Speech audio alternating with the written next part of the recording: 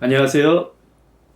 평화연대연구소에서 진행하고 있는 적극적 평화 온라인 공개 강좌의 마지막 프로그램이죠. 평화좌담 두 번째 시간입니다. 이 프로그램은 행정안전부의 지원으로 제작되고 있습니다. 저는 한양대 시민사회학과에서 학생들 가르치고 있는 이원영이라고 합니다. 반갑습니다. 오늘 주제는 한반도 평화의 길을 방해하는 우리 안의 문제에 대해서 이야기를 나눠볼까 합니다. 오늘도 지난 시간에 이어 두 분 모셨습니다. 먼저 팍스 크리스티 코리아의 연구이사이시죠. 박문수 박사님 함께해 주셨습니다. 지난 시간과 마찬가지로 충신대 평화통일연구소의 최순미 박사님 나와주셨습니다. 반갑습니다. 지난 시간에 보니까 좀 시간이 짧더라고요. 그래서 바로 그 주제로 좀 들어가겠습니다. 자, 2022년 작년에 우리 대통령 선거가 있었죠. 잘 아시는 것처럼 지금 현재 윤석열 대통령이 당선이 되셨습니다. 자, 그러면 2022년 대선 이후에 한반도 평화 정책 어떻게 되고 있는지 한번 정리해 봐야 할 것 같습니다. 먼저 최순미 박사님께 첫 번째 정리 좀 부탁드리겠습니다. 네, 아무래도 이제 제가 주로 설명드릴 수 있는 내용은 대북 정책이 될 텐데요. 저희가 명시적으로 알고 있는 거는 현 정부가 이제 발표한 담대한 구상을 말씀드리지 않을 수가 없을 것 같습니다.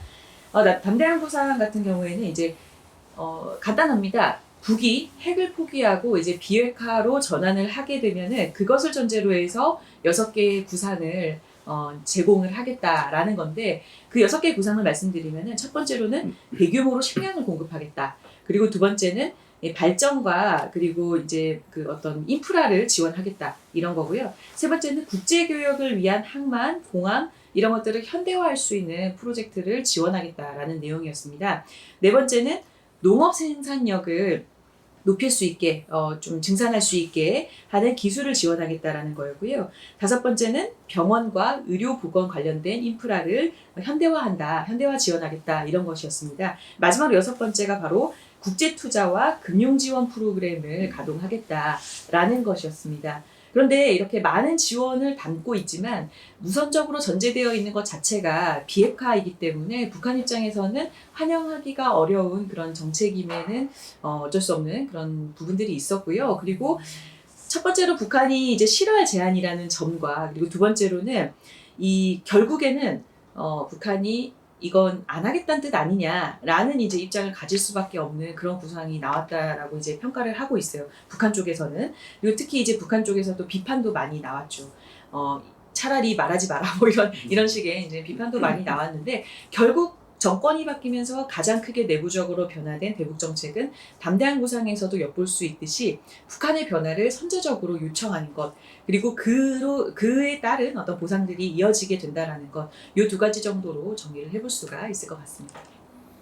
자, 간단하게 이야기하자면 북한이 비핵화를 하면 이게 전제 조건이 되는 거죠. 네. 이 전제 조건을 바탕으로 해서 그랬을 때 이제 북한에 대한 아주 다양한 지원을 하겠다, 이렇게 요약을 할 수 있을 것 같은데요.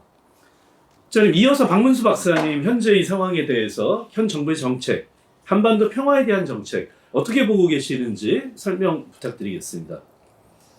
이게 평화 정책이라고 해야 될지는 잘 모르겠어요. 내용적으로 보면 되게 좀 반평화로 가고 있는 것이라서, 그래서 완전히 공세적 현실주의에 입각해서 이제 북한을 압박하고, 그다음에 기존의 뭐 선제 공격이라든지, 또 크게 보면 이제 힘에 의한 흡수 통일이라든지, 그래서 언젠가 북한이 붕괴될 것이다라고 생각하고 계속 압박을 가하는, 그러니까 이전 보수 정부들이 취했던 이런 북한에 대한 정책이나 통일 정책을 보면 이게 평화를 추구하는 정책이라고 보기는 어렵지 않을까? 만약에 이렇게 계속 추구하게 되면 북한도 반발할 수밖에 없잖아요. 그러니까 그냥 단순히 그 현상을 유지하면서 그냥 봉쇄하는 정도를 넘어서 이제 과거의 롤백 전략이라고 해가지고 격퇴를 하려고 하니까 이거는 비단 남북 관계뿐만이 아니고, 그러니까 이렇게 해서 이쪽에 소분단체제에서 문제가 생기면 그냥 확전돼서 세계전쟁으로 가는 그 위험한 상황을 초래할 수 있는 그런 면에서 보면 이게 평화정책이라기보다는 굉장히 위험한 반평화정책이지 않을까. 그래서 이거는 지금 물론 생각이 있겠죠. 네, 있어서 이렇게 하시겠습니다만은 이렇게 해서 한반도에 평화가 온 적이 없고 또 북한이 태도 변화를 한 적이 없기 때문에 오히려 더 관리가 안 되지 않을까. 그래서 오히려 평화를 이게 초래하거나 조장한다기보다는 이게 반평화를 조장하는 위험한 정책이지 않은가. 저는 특히 종교인이기 때문에 특히 우려를 많이 하게 됩니다. 예. 지금 박문수 박사님 말씀은 그러니까 피스 빌딩 이전에 피스 키핑, 즉 한반도 평화를 관리하는 이것조차도 좀 아닌 것 같다, 이런 말씀이신 것 같은데요. 처음에 먼저 말씀해 주셨던 최수미 박사님 이야기를 듣다가 무슨 생각이 들었었냐면요, 북한의 비핵화를 전제로 해서 북한에 대한 다양한 지원을 하겠다. 뭐 지원의 구체적인 내용은 좀 달라졌을 수 있겠습니다만 과거에부터 늘 있었던 이야기 아닌가, 이런 생각이 듭니다. 당장 기억나는 것만 하더라도 이명박 대통령 시절에 있었던 이 그랜드 바겐 또 원칙 있는 대북 정책. 그렇죠. 이제 그 대전제 조건이 사실은 북한의 비핵화, 북한이 비핵화를 하면 이게 항상 이제 전제 조건으로 들어갔었죠. 박근혜 대통령 시절에서도 소위 그 드레스덴 선언이었나요? 그 통일은 대박이다 이랬던, 그때도 제 기억에 북한이 비핵화를 하면 이라고 하는 전제 조건은 항상 들어가 있었던 것 같습니다. 그렇다면 이 결국 정말로 북한의 태도를 변화시킬 수 있는 게 무엇인가? 사실 가장 중요한 문제는 이게 아닌가 싶습니다. 그런데 지금 국제적인 관계를 보면, 현 정부에서 국제적인 전략을 보면 한미일 관계를 일본을 포함하는 동맹 수준으로까지 발전시키려는 게 아닌가? 이제 이렇게 보는 분들도 꽤 많이 계신 것 같습니다. 현재 그렇다면은 윤석열 정부의 그 대북 정책이라기보다는 이제 국제 전략이죠. 이 대외 전략이 과연 한반도 평화에 어떤 영향을 미칠까? 과연 북한의 태도를 변화시킬 수 있을까? 이제 이런 점에 대해서 질문을 던질 수 있을 것 같은데요. 자, 이번에는 어떻게 박문수 박사님 먼저 말씀해 주실까요? 네, 그 한미일이 공공연하게 동맹이라고 부를 것 같지는 않습니다. 그냥 내용적으로는 이제 동맹, 소위 얘기하는 이제 준동맹 형태를 유지하려고 할 것이고, 또 한미일 동맹으로 간다고 할 때 물론 지지하는 사람들도 있지만, 특히 이렇게 그 국제 정세가 급박하게 이렇게 안보를 위협하는 상황으로 가게 될 때는 한국 사람들이 굉장히 실용적인 생각을 하는 것 같아요. 제가 통일부에서 그 올 초에 그 발표한 조사 결과를 보니까, 그러니까 일본은 싫은데 한반도의 안보에 위협 상황이 발생하면 한국과 일본 사이에 또 좋은 관계를 유지해야 된다라고 하는 네. 이중적인 생각. 그러니까 일본은 뭐 사실 역사적으로 정서적으로 다 싫어하는 분들이 많죠. 우리가. 있지만 그래도 근데 이게 안보의 위협이 발생하면 한일 협력을, 군사적 협력, 안보 협력을 하는 것이 가능할 수 있어야 좋다. 된다. 가능할 예. 수 있어야 된다라는 생각이 예. 무려 70% 가까이 아. 되는 걸 알 수 있어요. 그러니까 이거는 그러니까 이렇게 해서 긴장의 고조가 되면 사람들 생각이 이렇게 바뀔 수 있다는 거예요. 현실주의적인 사고 방식으로 결국 이제 힘의 균형을 맞춰서 또는 예. 힘의 우위에 입각해서 상대방을 제어하고 또는 제압할 수 있는 이런 방식으로 가야 된다라고 하는 것이 이게 고도의 이런 그 완충지대에 사는 국민의 정치 의식인가? 네. 또는 굉장히 실리적인 그 정치 인식이라고 또 저는 이제 그렇게 속으로 이제 웃으면서 생각을 했는데, 그렇게 받아들여지게 되면 또 가속화될 가능성도 있다고 보이는 거죠. 그렇게 네. 가속화된다고 할 이게 전제 조건은 중국이 계속 이 현상 변경하고자 하는 의지를 네. 포기하지 않고 예. 또 군비를 계속 강화하게 될 경우에 예. 결국 그렇게 가게 되겠죠. 그래서 저는 이 한미일 동맹이 단순히 중국 견제를 넘어서서 그리고 우리 그 남한의 경우도 대북 견제를 넘어서서 미국과 일본과 함께 전 세계 여러 이제 이 분쟁 지역이나 또는 미국의 이해관계가 걸린 지역까지를 다 염두에 두고 움직이는 것이 아닌가 싶어요. 그래서 이거는 동북아를 넘어서는 문제로 예. 저한테는 비쳐요. 예. 그래서 이렇게 가게 될 경우에 저희가 뭐 감당해야 되는 비용도 있겠고 또 남의 나라 전쟁에 가 쓸데없이 관여하게 돼서 또 우리가 그들로부터 받는 피해 또는 오해 그런 것이 그 전체적으로 이제 우리 한국이 그동안 쌓아왔던 이미지에 안 좋은 영향을 줄 수도 있잖아요. 예. 저희를 위협적으로 생각하는 나라가 없는데 예. 이런 상황에는 저희를 예. 위협적인 나라로 인식하게 될 거 아니에요? 그래서 그런 걸 내다보고 생각하는 건지 잘 모르겠어요. 그래서 이제 이런 정책이 단순히 여기에 있는 북중러를 떠나서 예. 많은 나라를 적으로 만드는 또 우리를 자기들을 위협하는 세력이라고 평가받는 그러니까 이런 위험한 행동이 될 수 있겠다 생각이 들어요. 단순히 그 중국을 견제하기 위해서 미국이 일본과 이 한국의 힘을 빌린다고 생각하지는 않습니다. 예. 그러니까 인태 전략만 해도 중국의 견제이기도 하지만 또 인도양까지 가서 중국의 견제도 막지만 또 유럽을 제어할 수도 있고 예. 또 지역의 패권 국가들을 제어하는 역할까지 하겠다라고 하는 의미인 거고 그러나 과거에는 그것이 이제 미국의 혼자 힘으로 가능했다면 현재는 이제 국력이 미국도 쇠퇴하고 있기 때문에 그래서 결국 우리 일본과 한국의 힘을 빌어서 미국의 부족한 힘들을 보완하고 그래서 여전히 이제 패권적 지위를 누리겠다라고 하는 이제 그런 의도가 엿보이는 이런 이제 그 정책이기 때문에 이것이 결국 한국한테는 그렇게 유리한 것은 아니다. 그런데 그동안 오랫동안 우리는 이제 미국에 편중된 외교를 해왔고 또 군사적으로는 거의 종속된 위치에 있기 때문에 이런 실리적 사고를 하지 못하고 예. 결국 이제 미국에 편승하는 정책으로 가는 것이 결국 우리에게 위험을 자초하고 있는 게 아닌가라고 하는 우려를 또 갖게 됩니다.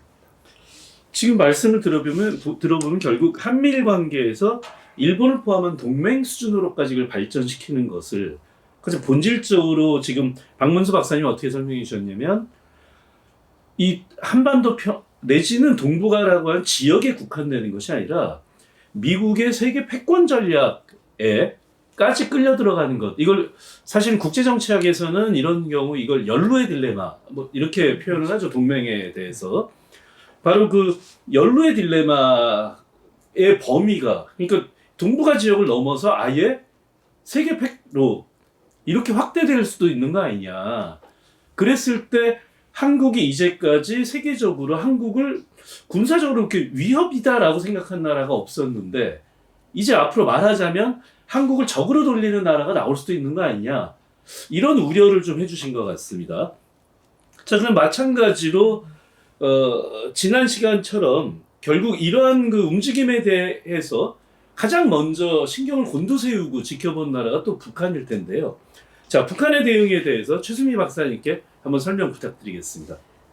북한의 대응을 말씀드리기에 앞서서 개인적인 좀 아쉬움을 좀 말씀을 드리면 네. 저는 그 한미일 삼각 군사협력 그리고 동맹 이런 것 자체를 비판을 하기보다는 좀 투트랙 혹은 좀 멀티트랙으로 갔으면 좋지 않았을까 이런 거에 대한 아쉬움을 좀 표현을 하고 싶습니다. 네. 그러니까 어떤 의미냐면은 군사적으로 만약에 우리가 안보적인 노력이 필요하고 협력이 필요하다면 일본과 그리고 미국과 어떤 그 군사협력을 해 나가되 그것이 어떤 형태가 됐든 해 나가되 그 외의 문제에 대해서는 또 각각 미국과 그리고 일본과 각각 해결해야 될 문제들은 각각 해결을 했어야 하는데 예컨대 뭐 과거사 문제나 이런 것들까지 마치 모두가 해결된 것처럼 이렇게 좀 넘어간 측면이 없지 않아서 그 부분은 좀 아쉽게 생각을 하고요. 이제 여러모로 우리가 원하든 원하지 않든 남북한 관계가 군사적으로 굉장히 긴장된 상태에 놓이게 된 것은 사실입니다. 그래서 이제 안보의 필요를 느꼈을 테고, 그래서 한미일 이제 특히 일본과의 관계도 과거와 다르게 조금 더 강한 수준의 군사적 협력을 이제 이어나가는 걸 텐데, 당연히 이 부분은 북한 입장에서 환영할 만한 일이 아니죠. 예를 들어서 한미일 그 공히 비판을 했던 게 예를 들면 북한이 ICBM을 발사한 것에 대해서도 굉장히 극렬하게 비판을 했었고 그리고 또 북한이 러시아와 무기 거래를 한 것에 대해서도 한미일이 함께 똑같은 목소리로 규탄을 했었던 그런 네. 부분들이 있기 때문에 북한 입장에서는 한미일 공조 특히 일본과 가까워지는 이 부분을 절대 환영할 리가 없고요. 실제로 북한은 어떻게 표현을 했냐면 이제 북한의 기관지죠. 노동신문을 좀 인용해서 말씀을 드리면 기본적으로 노동신문에서 북한은 이렇게 표현을 합니다. 미국은 과거부터 일본을 이용해서 이제 북한을 견제하고 또 한반도 평화에 개입을 하고 싶어하는 그런 성향을 보였다. 그런 측면에서 이번 한미일 동맹, 군사적 동맹은 자위적인 수준을 넘어서는 즉 대결을 몰아오는 전쟁 동맹이다라고까지 표현을 했어요. 그래서 물론 이제 그것도 어폐가 있습니다만 이제 북한은 워낙 원색적인 비판을 많이 하지 않습니까? 자 이제 말씀 다 표현을 정확하게 다 인용을 하지 못하는 그런 원색적인 비난들도 많이 했는데 그런 측면에서 봤을 때는 결국 북한이 본질적으로 이 한미일 동맹에 반대한다 그리고 싫어한다라는 거는 뭐 명백하게 알 수밖에 없을 것 같고요. 이렇게 되면 이제 어떻게 되냐면 북한도 계속해서 러시아형과 중국형의 손을 잡을 수밖에 없는 그런 구도로 갈 수 있다라는 측면이 있겠죠. 사회자는 어떻게 보십니까? 뭐 두 분 말씀하고 좀 비슷하긴 한데요. 사실 저는 근데 그 한미일 안보 협력에 있어서 그러면 우리가 빠져야 되나? 이것도 딜레마라는 거죠, 사실은. 한미일 안보 협력 부분에 있어서 저는 우리가 완전히 발을 뺀다. 이건 좀 불가능할 거다. 이렇게 생각을 합니다. 어쨌든 북한이든 중국이든 우리 주변에 우리에게 된 위협이 상존하고 있는 건 사실인데 예를 들면 근데 이제 더 딜레마는 이런 게 있는 거죠. 일본과의 안보 협력을 강화한다고 했을 때 당장 현안이 되는 문제들이 있습니다. 역사 문제가 있죠. 이 성노예 문제, 일본의 성노예가 됐던 위안부 문제 같은 경우도 이미 현안으로 존재를 하고 있습니다. 군사 안보 협력을 강화한다고 해서 이 문제를 묻어둬야 되냐? 더 심각하게 이야기하자면 일본의 손을 들어줘야 될까? 저는 그건 좀 아닌 것 같습니다. 이 또 어떤 문제가 있냐면 우리는 일본하고 이 영토 분쟁이 있습니다. 물론 우리 대한민국의 입장에서는 이것을 분쟁이다라고 부르면 안 되는 거죠. 일본은 자꾸 이걸 분쟁인 것처럼 만들려고 하는 게 독도 문제죠. 네. 자, 이런 식의 한일 간의 현안들이 있습니다, 사실은. 군사 안보 협력을 강화한다 하더라도 저는 현안에 대해서는 이건 분리할 필요가 있다. 왜냐하면 군사 안보 협력이라고 하는 것이 국제 정치적으로 말씀드리자면은 구조 차원에서의 요구이기 때문에 그러니까 즉 미국의 패권 전략에서부터 출발하는 문제인데 한일 간의 현안이라고 하는 거는 일종의 국가와 국가 문제, 미시적 행위자들의 문제인 거죠. 그럼 구조의 요구라고 하는 것에 대해서는 이건 계속 있을 텐데 한일 간의 현안을 가지고 갈등이 있어도 구조는 계속 요구를 할 거다 이거죠. 역설적으로 저는 이걸 우리가 활용할 필요가 있다. 어쨌든 구조의 요구에 대해서는 우리가 응답하더라도 굳이 한일 간의 현안에 대해서 우리가 양보하거나 일본의 손을 들어줄 필요는 없는 거 아니냐. 그리고 또 하나 문제가 있는데요. 최수미 박사님 말씀하신 거하고도 좀 비슷한 생각이 있는 게 또 중국과의 문제가 있죠. 우리나라 입장에서 가장 큰 경제 교역 대상국이 중국인데 사실은 중국은 한미일 안보 협력에 대해서 굉장히 견제를 하는 입장이죠. 현실적으로 힘이 우리보다 더 센 이 중국에 대해서 저는 적절한 이 한중 관계에 대한 관리가 필요하다고 생각을 합니다. 한미일 안보 협력을 간다 하더라도 한중 관계는 한중 관계대로의 발전시켜 나갈 필요가 있다는 거죠. 아까 말씀드린 것처럼 이건 구조의 요구사항에 대한 응답이 한미일 안보 협력이라면 역시 또 한중 간의 관계를 저희는 또 이번엔 반대로 이 부분에 대해서는 이건 미시적 행위자들의 관계로 이렇게 이제 설정하고 풀어나가야 되지 않느냐. 사실 한중 관계라고 하는 것 역시 좀 구조의 요구가 있긴 한 건데요. 그럼에도 불구하고 우리는 이걸 의도적으로 행위자와 행위자의 관계로 이렇게 풀어나가야 되지 않겠느냐 이런 생각이 듭니다. 즉 한미일 안보 협력이라고 하는 것이 모든 것을 다 결정하는 가장 가장 핵심적인 요소가 되면 안 된다는 거죠. 이미 한미일 안보 군사협력 한다 하더라도 우리는 여전히 독자적인 우리 활동 영역을 확보하려고 하는 노력이 필요하고 저는 오히려 구조의 요구기 때문에 할 수 있는 거 아니냐 이런 생각을 좀 가지고 있습니다. 또 이렇게 될 때 박문수 박사님이 가장 그 염려하셨던 연루의 딜레마도 일정하게 우리가 쉽게 얘기해서 속된 말로 빠져나갈 구멍을 좀 찾을 수 있는 게 아니겠느냐. 그리고 또 딜레마는 이거죠. 한미일 군사 안보 협력이 강화되면 가장 경계가 되는 건 사실은 중국 문제도 아니고 북한 문제도 아니고 저는 개인적으로 일본의 보통 국가화라고 생각을 합니다. 즉 전쟁할 수 있는 나라가 일본이 된다면 일본은 지금 자위대거든요. 군대가 아니고 외국 군대, 외국의 침략에 대해서 자기들을 방어하는 역할을 하는 게 자위대고 군대는 뭐 실제 그런 일을 벌이면 안 되겠습니다만 침략을 할 수 있는 거죠. 군대는 그런 것까지 할 수 있는 거죠.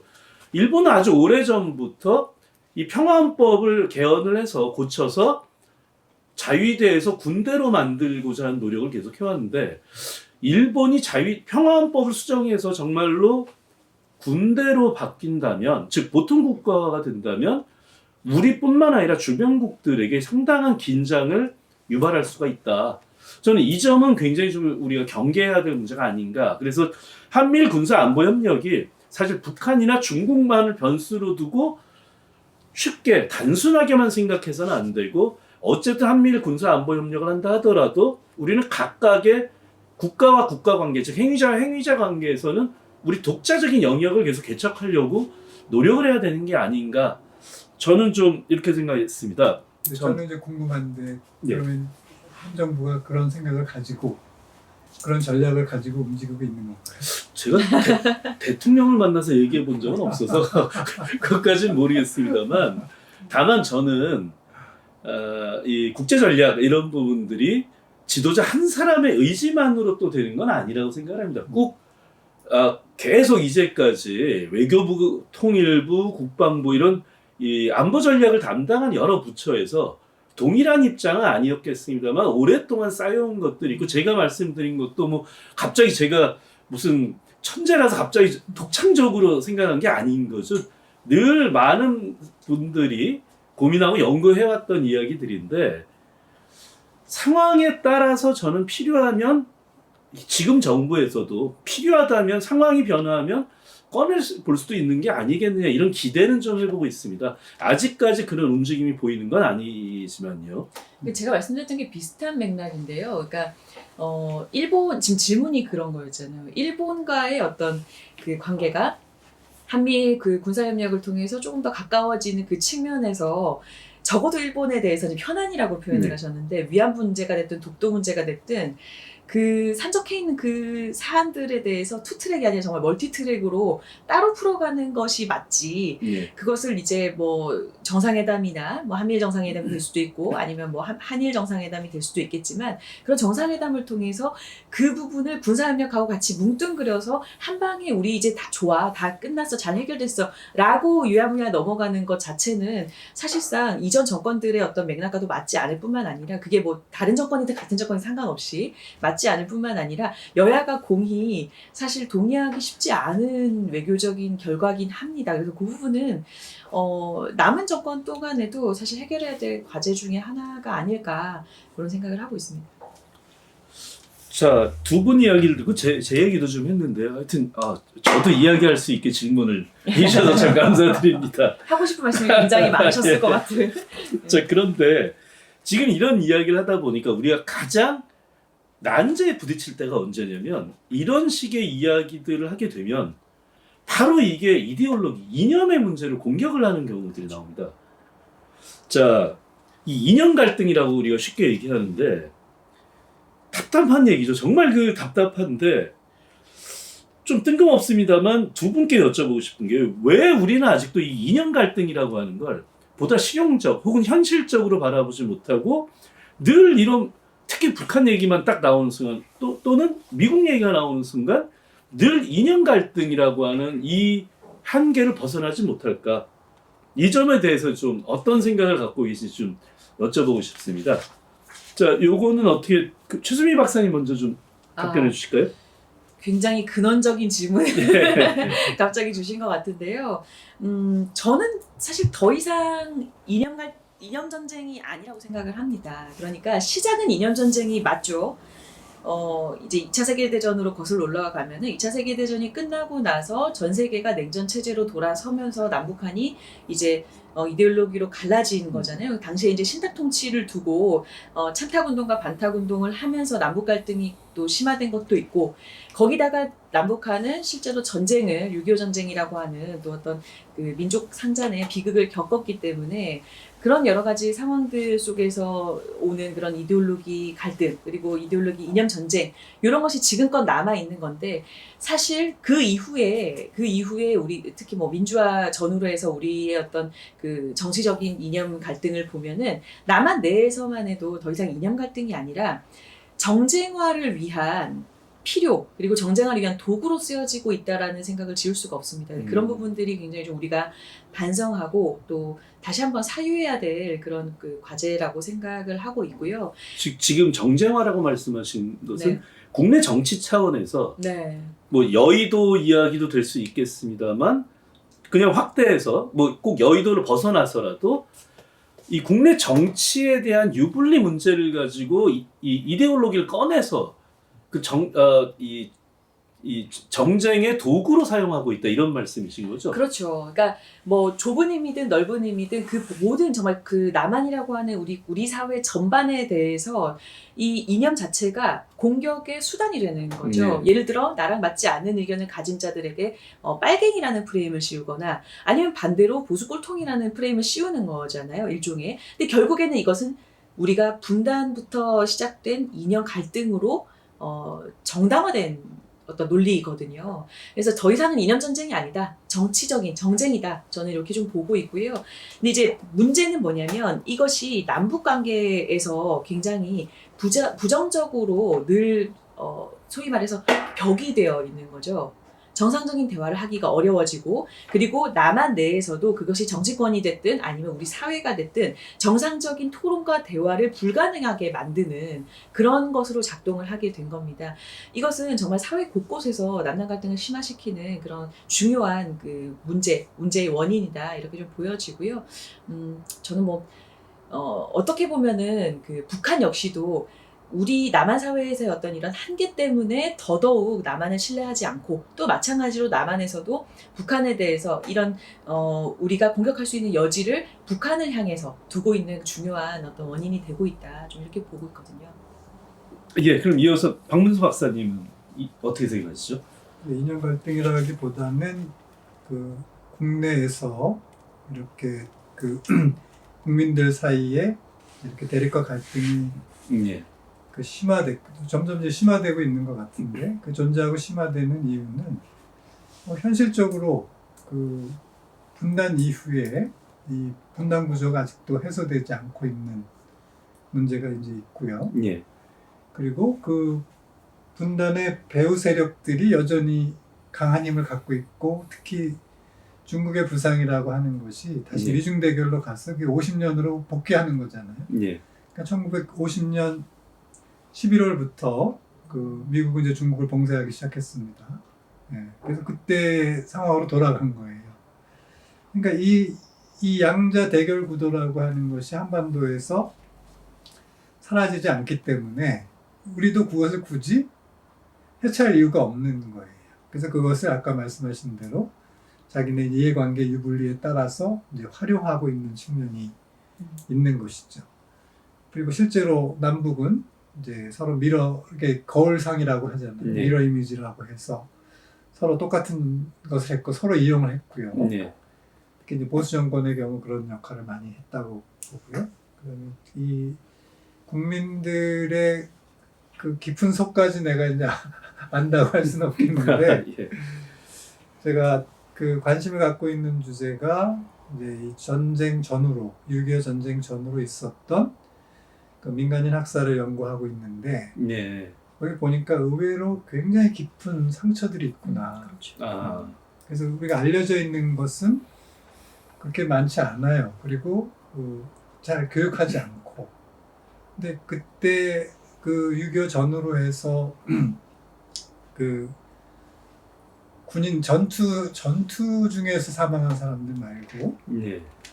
그러니까 민간에 의해서 또는 국군이 또 우리 자국민을 예. 이렇게 학살한 숫자가 한 120만 가까이 된다고 예. 이제 하고요. 그럼 120만 가까이 연결되는 식구들 따지면 굉장히 많은 사람들이 연루돼 있는 거예요. 그렇게 보면서 인구의 상당수가 어떤 형태로든지 거기에 이제 연결이 돼 있고, 예. 그리고 그때 이제 힘을 갖지 못했을 때 이게 파리 목숨이 된다라고 하는 어떻게 보면 슬픈 자각. 그래서 그런 것이 내면화돼서 어떤 강한 힘에 복종하지 않으면 안 된다라고 하는 그 힘에 대한 공포. 그러니까 이런 것들이 있다는 생각이 들어요. 그래서 저는 이제 이걸 이렇게도 설명을 하는데, 왜 보수 정권은 미국을 사랑하는 것일까, 두려워하는 것일까? 네. 제가 볼 때는 두려움이라고 보거든요. 그리고 그 당시에 이제 희생을 당했던 사람들, 빨갱이로 몰려서 네. 또 희생당했던 사람들의 입장에서 보면 힘이 없을 때 아무도 지켜주지 않는다라고 하는 네. 그 슬픈 현실, 이제 이런 것을 경험하게 되면 결국 살아남기 위해서 결국 우리는 힘을 선택해야 하고, 예. 또 힘 있는 자의 편에 서야만 그래도 비교적 안전하지 않겠는가라고 하는 이런 것이 저는 분단 트라우마라고 생각이 네. 들어요. 그래서 이게 드러나지 않게 계속 영향을 주고 있다고 생각을 해요. 그리고 이것이 어떤 안보 위기가 왔을 때 여실하게 이제 발휘가 되고 있고, 그리고 현실적으로 그 영향을 주고 있다고 생각을 해요. 예. 그리고 그것이 이제 어떻게 보면 지금 이제 정치 세력하고의 연계하고도 이게 엄밀하게 보면 연결이 돼 있다라고 보는 것이죠. 그래서 그것이 내면에서 이렇게 영향을 주고 있는 거고요. 예. 또 어떤 분들의 경우는 이런 것이 있더라고요. 만약에 전쟁이 일어나지 않았다면 이렇게 험한 꼴 당하지 않았을 텐데, 예. 스타일 구기는 거 안 하고. 그러니까 그래서 그런 모든 탓을 이제 북한에다 돌리고 싶은 거고요. 그래서 그것이 이제 북한을 미워하는 근거가 되고, 그래서 그것이 북한을 미워하는 만큼 보수 정권을 지지해드는 근거로 삼게 되는. 네. 그래서 이것이 사실 당시에 이제 이데올로기 전쟁이 아니잖아요. 이미 공산주의 해체된 지 오래됐고. 예. 예. 그래서 이제는 그 굳이 이데올로기라고 말해야 되나 싶을 정도의 상황으로 갔음에도 불구하고, 할 이데올로기 시대임에도 불구하고 계속 그걸 소환하고 호명하는 이유는 저는 이제는 이해관계 문제인 것 같아요. 경제적 이해관계, 정치적 이해관계인데, 이것이 그 거슬러 올라가 보면 어느 시대에 뭔가 해결되지 않은 것이 지금까지 온 것이기 때문에 계속 불씨를 안고 있는 것이었다. 그리고 그것이 결국 전쟁의 원인이기도 했고, 전쟁 이후에도 이 문제가 해결되지 않고 계속 있기 때문에 이거는 계속해서 이렇게 이 불씨 정도가 아니라 계속 불이 타고 있는 활화산이라는 네. 생각이 들어요. 그래서 이것이 내면에 깔려 있으니까 남북 이전에 남한에서부터 얘기가 안 돼요. 소위 말하는 남남 갈등이라고 하는 것이 결국 이런 형태로 이제 체화돼 있고 또 이것이 수시로 활화산처럼 이 활동을 하고 있기 때문에, 그래서 이런 특히 안보 문제에 관한 한 국익을 우선해서 생각이 이렇게 일치돼야 할 것 같은데, 예. 그 일치되지 않는 이유 중에 하나가 거기에 있지 않을까? 라고 하는 걸 최근에 제가 이렇게 민간인 학살 연구하고 분단 트라우마, 또 그 전쟁 트라우마를 연구하면서 이게 보이지 않게 영향을 주고 있는 것이구나. 그리고 뭐 네. 저희 가족사 안에도 보면 이제 그런 게 있더라고요. 예. 그러니까 이 영향에서 자유로울 수 있는 사람은 별로 없는 거예요. 근데 사실 저는 조금 자성을 하자면 이렇게 유불리에 따라서 이해관계와 유불리를 따라서 이렇게 그 입장을 달리하는 것은 보수 진보 모두의 문제인 것 같긴 해요, 네. 사실. 그래서 저는 그게 사실 늘 아쉽고 안타까웠거든요. 그래서 이 부분에 대해서는 누구나 할 거 없이 뭐 이게 정치권이 됐든 아니면 정말 우리 사회의 각 어떤 통일 운동을 하는 여러 단체들이 됐든 정말 자성해야 될 문제가 아닐까, 저는 이렇게 좀 생각을 하고 있습니다. 네. 지금 두 분 말씀을 들어보면 사실은 이데올로기라기보다는 트라우마에서 기인했다, 이렇게 좀 두 분 다 보셨던 것 같아요. 그러면서 마지막에 최수미 박사님 말씀해 주신 거는 이 트라우마가 현실 정치와 결부되면서 오히려 좀 이제 정쟁의 도구화처럼 됐는데, 그래서 이제 그 얘기를 듣다 보니까 저는 예전부터 갖고 있는 생각이기도 했는데요. 한국 사회의 이념 갈등이라고 이걸 봐야 되나? 엄밀히 얘기하면은 서구 중심으로 이데올로기의 갈등을 보자면 제일 중요한 기준점이 국가가 시장에 어떻게 개입해야 되느냐. 사실 이걸 둘러싼 논쟁인 거죠. 그렇죠. 근데 한국에서 재밌는 사실은 한국의 보수 세력이 일반적으로 얘기하는 게 자유주의죠. 내지는 뭐 저희는 신자유주의겠습니다만, 자, 이 입장에서는 국가가 시장 개입을 하는 걸 반대하는 거죠. 네. 근데 이 보수 세력이 가장 훌륭한 대통령이다라고 꼽는 분이 박정희 대통령이죠. 근데 박정희 대통령 시절이 국가가 시장에 가장 많이 개입을 했었던 때고 아예 관치적 경제 전략 이름이 계획 경제였습니다. 아예.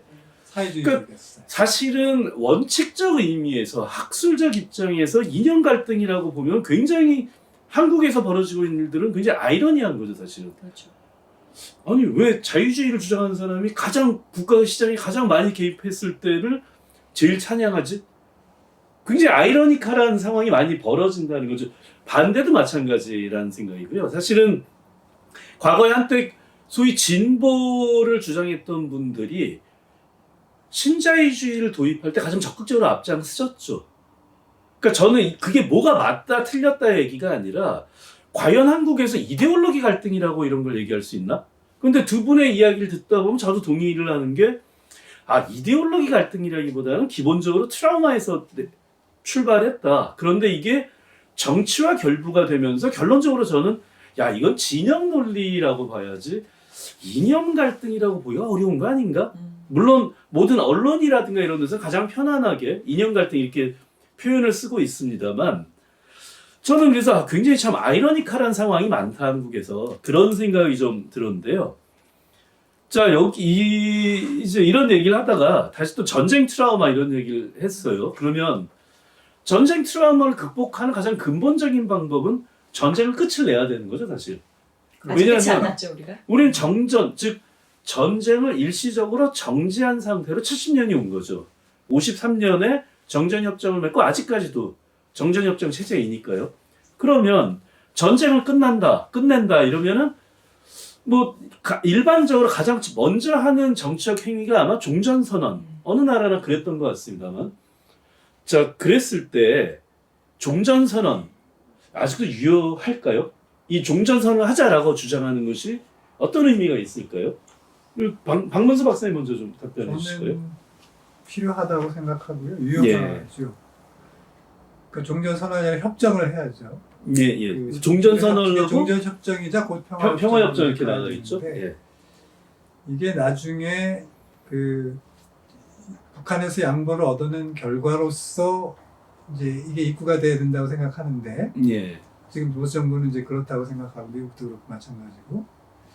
근데 사실 이걸 시작으로 계속 협상을 통해서 또 문을 열 수 있는 방법이 있는 것이죠. 예.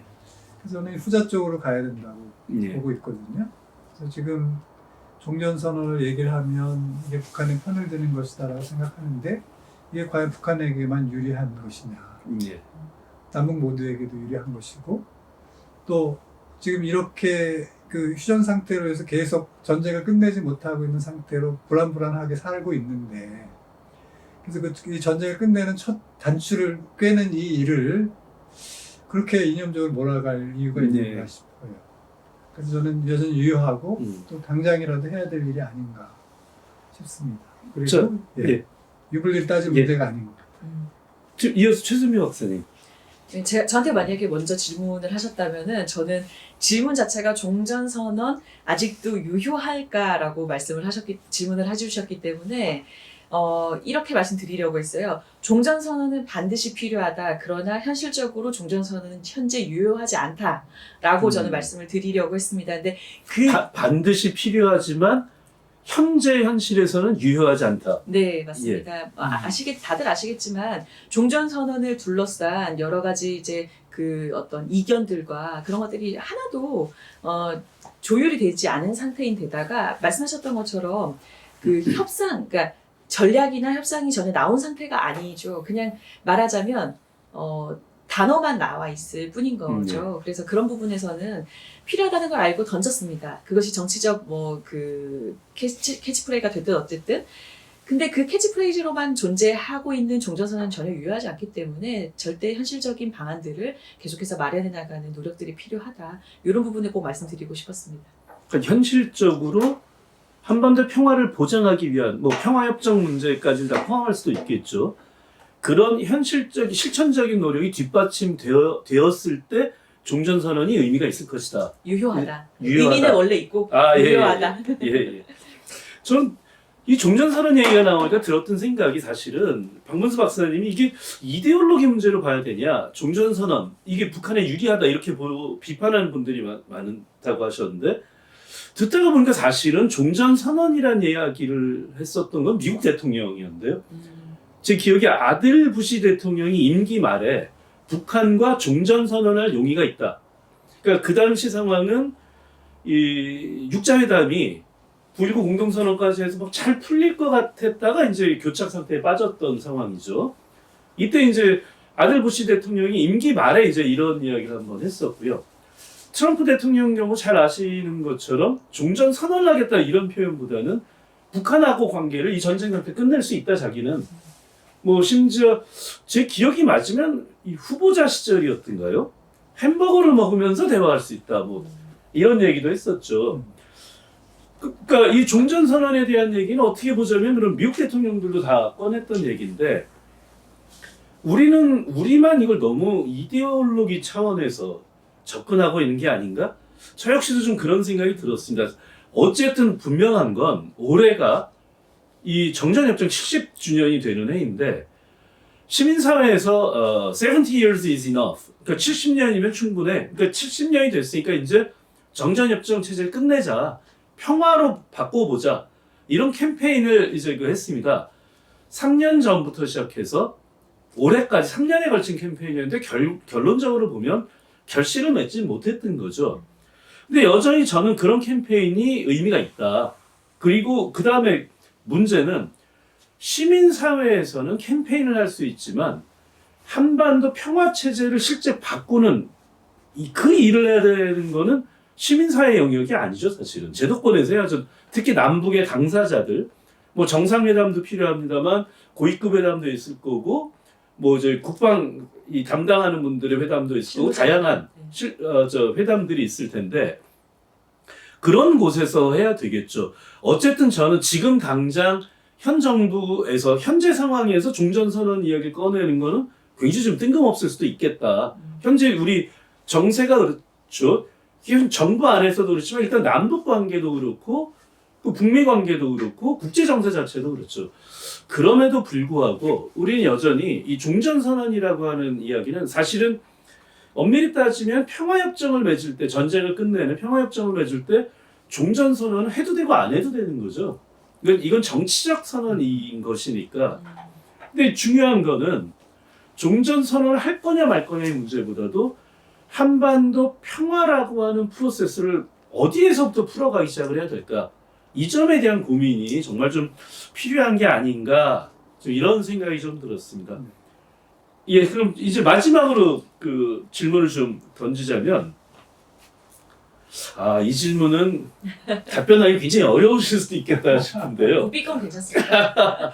예, 답변이 곤란하면 묵비권도 받아드리겠습니다. 누가, 어떤 세력이 한반도의 평화가 이루어지는 것을 막고 있을까요? 아니면 누가, 어떤 세력이 한반도의 평화 혹은 한반도 평화 체제를 가장 두려워할까요? 이 질문이 이런데 제가 답해 볼까요? 네, 먼저 말씀해 보시죠.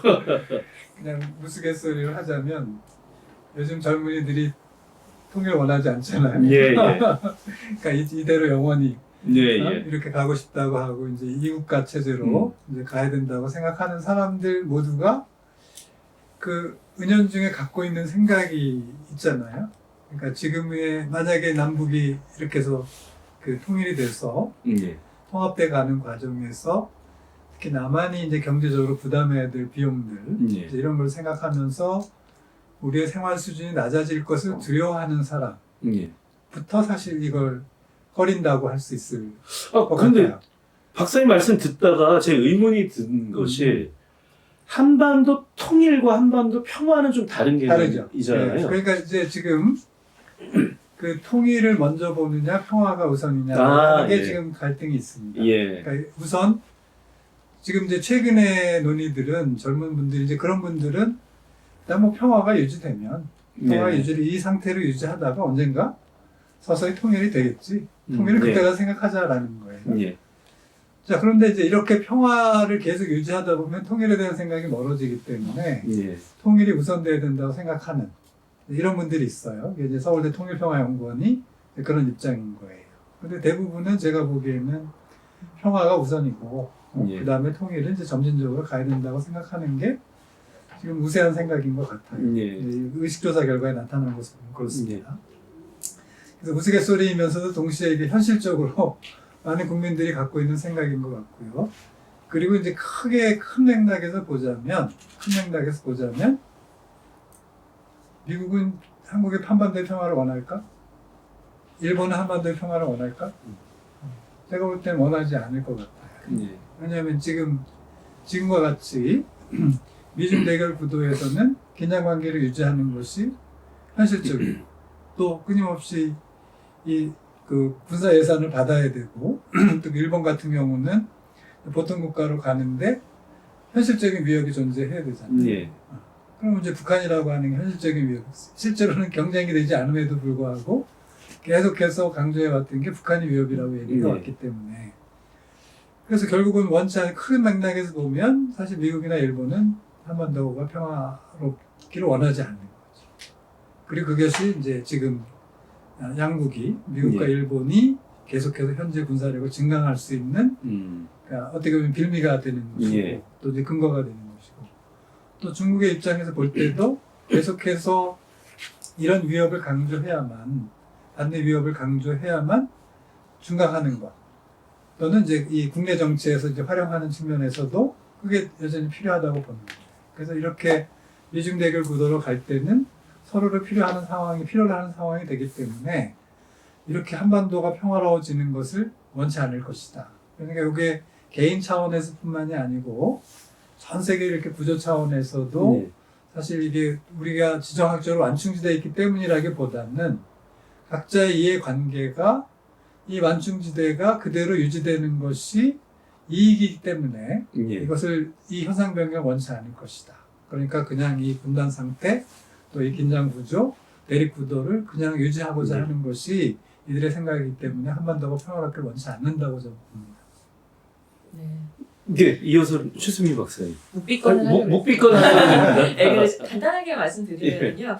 예, 그 보통 이제 우리가 통일의식 조사를 할 때 통일에 찬성하십니까? 반대하십니까? 라고 질문을 하죠. 그런데 그랬을 때 그 통일이 어떤 통일인지에 대해서는 그 설문지에서 설명하지 않습니다. 근데 지금 이제 이 질문들도 굉장히 근원적인 질문이라 제가 질문을 받고 고민을 해봤는데 어떤 평화를 말하느냐에 따라서 달라질 것 같아요. 그러니까 처음에 딱 떠올렸을 때는 소극적 평화, 즉 현상 유지를 바라는 사람들이 평화를 맡고 있는 것 아닐까? 라고 생각했는데 네. 여기서 말하는 평화 자체가 소극적 평화라면은 그들도 맡고 있는 건 아니죠. 그러니까 다시 말해서 제가 말장난을 좀 쳤는데 다시 말해서 우리가 정말 평화 하는데 그 평화가 어떤 평화냐? 만약에 그것이 적극적인 평화, 즉 통일이라고 하는 액션으로 이루어지는 그런 현실적인 적극적인 그런 평화라고 한다면, 액션을 동반하는 평화라고 한다면, 그렇다면 우리 모두 사실은 적극적이지 않은 평화를, 그러니까 소극적인 평화를 추구하고 있는 부분들이 조금씩 다 있거든요. 그래서 그런 어떤 정의와 그리고 평화 체제, 평화 프로세스에서 말하는 그런 어떤 평화 체제에서 말하는 그런 평화의 개념, 이런 것들부터 우리 모두가 각자 조금 인식하고 이해하고 있을 필요가 있다는 생각이 들고요. 실제로 평화학이라고 하는 학문 자체가 전 세계에서 굉장히 많은 긴 역사를 갖고 있지만, 국내에도 이제 평화학이라는 게 굉장히 발전되고 있습니다만, 사실 그닥 오래되지 않았습니다. 그래서 이제는 조금 우리도 이 부분에 대해서 문제의식을 갖고, 도대체 우리가 바라는 남북한 평화는 뭐냐, 한반도 평화라는 게 어떤 형태냐, 이런 부분을 구체화해 나갈 필요가 있다, 이렇게 말씀드리고 싶습니다. 예. 두 분 이야기를 듣다가 저는 어떤 생각이 들었냐면, 결국 박문수 박사님 말씀을 들으면서는 강대국들은 기본적으로 현상 변경을 원하지 않는다. 한반도의 평화, 더 나아가서 한반도가 통일된다. 이건 현상의 변경이죠. 왜냐하면 지금 현재 한반도는 이 긴장과 대립, 이게 지금 현상이니까. 그러니까 강대국들은 이 중국이라든가 우리 미국을 포함해서 특히 미중 이 패권 경쟁이 진행되고 있는 이 현재 상황에서 한반도의 현상 변경을 원하지 않는다. 뭐 이런 말씀을 주셨던 것 같습니다. 최 박사님 말씀은 결국 한반도에 필요한 정말 그 평화가 뭐냐, 어떤 평화여야 되느냐에 대한 고민에서부터 출발할 필요가 있지 않겠느냐, 이렇게 좀 생각이 들었는데요. 두 분 말씀을 들으면서 결국 저는 최종적으로는 평화라고 하는 것에 대한 출발을 어쨌든 해야 평화는 얻어질 수 있다. 평화를 얻기 위한 노력이 시작되지 않고서는 외부로부터 주어진 평화라고 하는 것은 튼튼한 평화가 될 수가 없을 것이다. 그런 생각이 좀 들었습니다. 자, 아까도 잠시 말씀드렸습니다만 올해 정전협정 70주년을 맞이해서 자, 오늘 이 시간을 통해서 이 시청자 여러분들 모두 다 같이 한반도 평화를 다시 한번 생각해보는 그런 시간이 됐기를 바랍니다. 저희는 다음에 다시 또 마지막 세 번째 방송으로 다시 여러분들 찾아뵙겠습니다. 오늘 두 번째 한반도 평화 좌담 이것으로 모두 마치도록 하겠습니다. 대단히 감사합니다.